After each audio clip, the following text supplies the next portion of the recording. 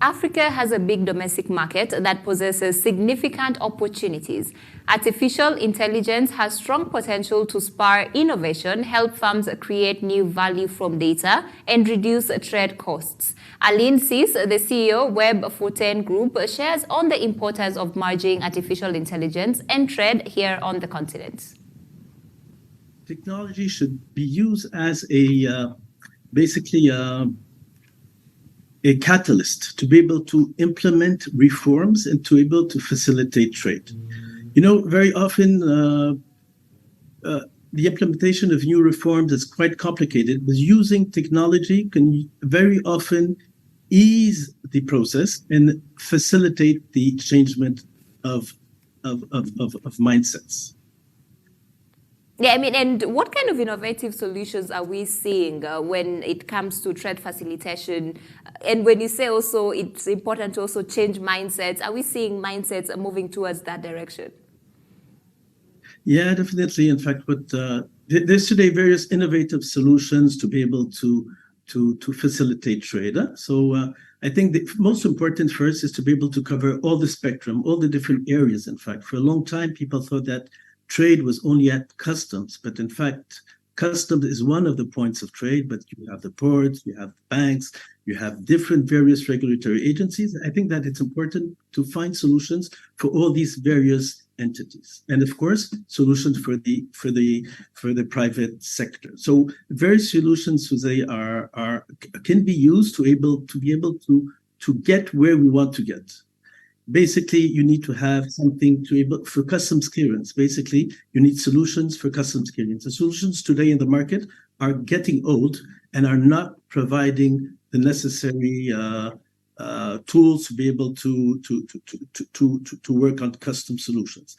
I think that the implementation of e-payment solutions, I think this is very important. Electronic payments. Today, people are paying going to the bank.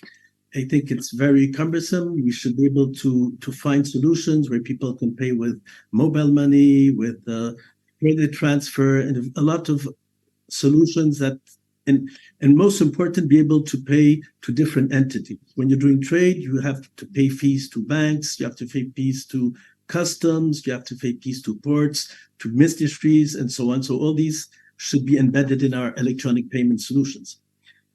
Single window platforms is important. Some countries have already started implementing it, and it's giving very good results in terms of trade facilitation. The same thing for port community systems, where in fact you will facilitate all the movements, the logistic movements within ports. So there are various solutions today that can be implemented in countries, and that would make a big difference in terms of reduction of clearance time, be able to detect fraud as well, which is important.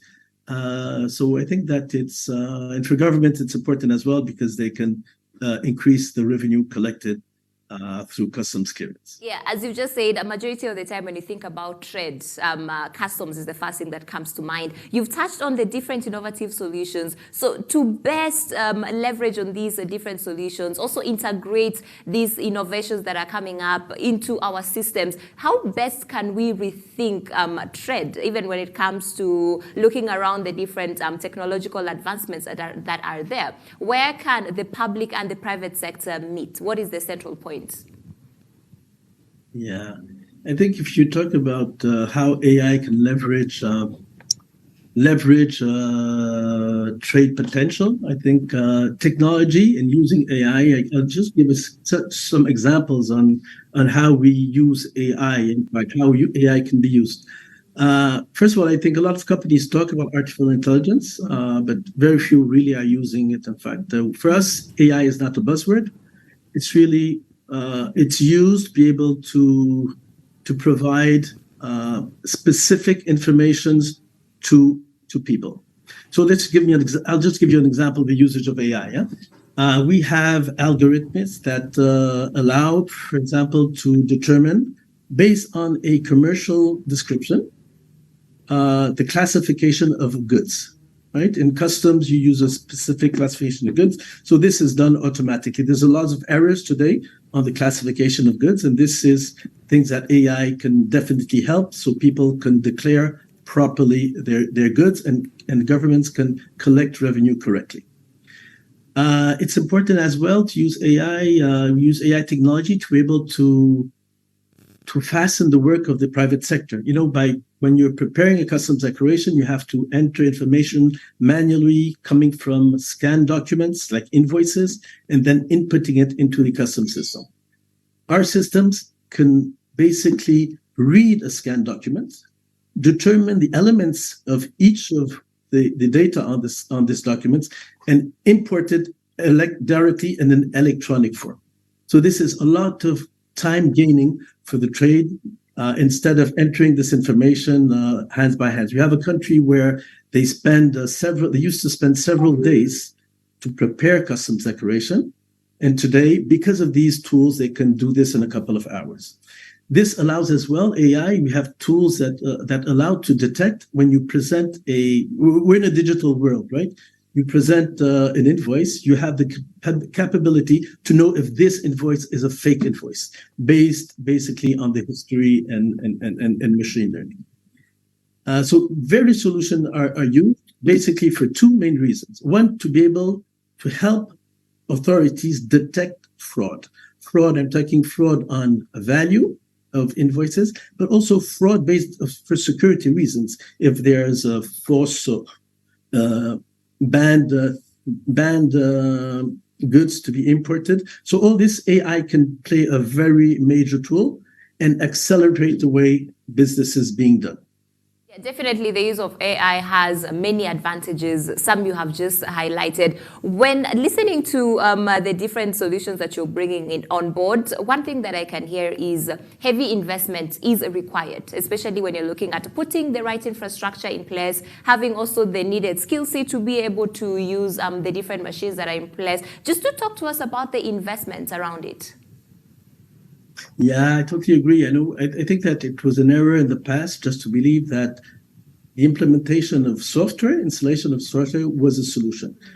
It is wrong. When you talk about if you want to do a good work, it's important to look at the big picture. So first of all, the environment. So you need to have a proper source of energy. You have to have telecommunication. You have to have the proper infrastructure in the offices so people can work properly. You need to install servers, right? You have to take care of the security. So what we are doing is not only software installation, it's really we're providing a full service so that customs or any other trade organization can use the information technology, IT, in a secured manner. So there's investment. So we have countries, I'll give an example, in Nigeria, we have a project there. We have around 160 staff from Webb Fontaine working full-time on the project, in addition to people abroad that are working. So it's not just implementation of a simple product. As I was saying, it's really, it requires a lot of investment. Of course, very often we're scared when we're talking about investment. Investment can be important, but the most important is the benefits that you get from this investment. And we realize it, we see it in a lot of countries. In very few months, the investment is already, the investment that is done by the government is already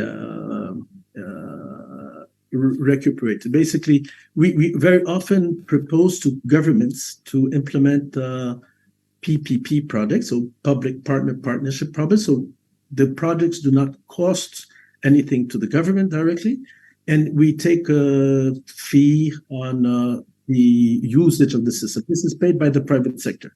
But the private sector generally is quite happy to pay a fee, a small fee, when it finds some advantage from usage of the system. And they very quickly find the advantages on the reduction of clearance time, the time it takes to clear goods, no need to go from one place to another to get some authorizations. There's less fraud because you can control a lot of things. So there's a lot of less bribing. So basically, it's a win-win situation where the investment is important, but definitely what you get out of it is much better and greater. Yeah, has more value.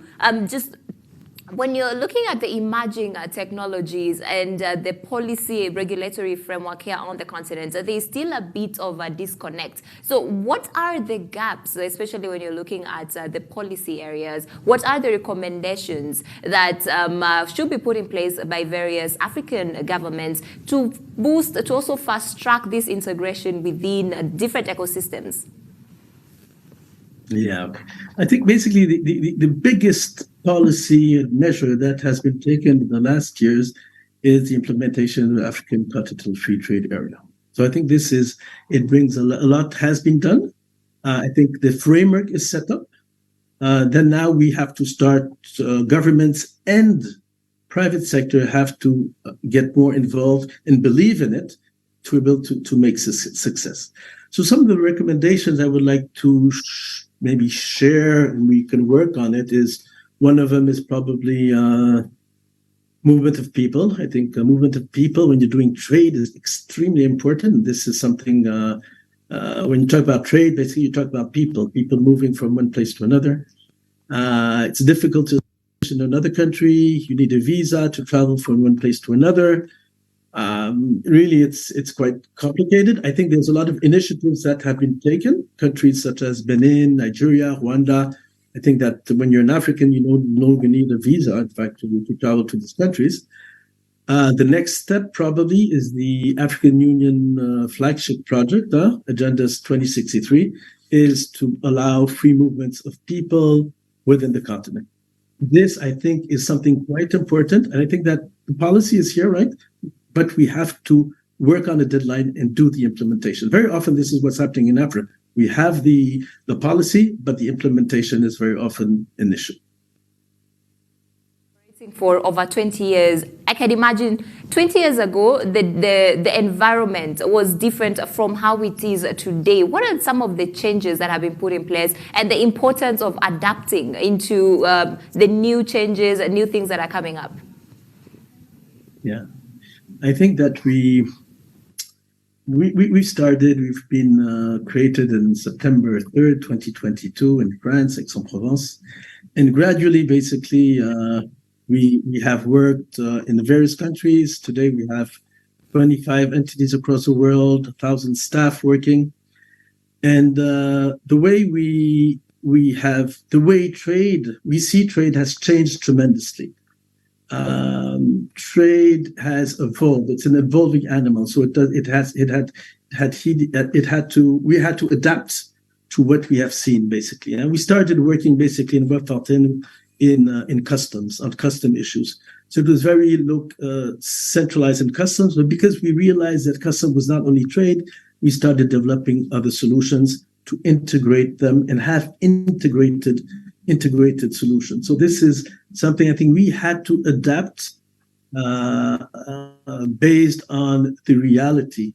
Technology as well has changed, so you have to keep up with technology. A couple of years ago, we couldn't talk about scanning, having a digital customs, scanning all documents, doing inspection of containers with smartphones. All these things were not possible. So basically, what we are doing in Webb Fontaine with our 300 research and development staff, we are looking at the industry and we are looking the best way to integrate technology, the new technology, into practical solutions that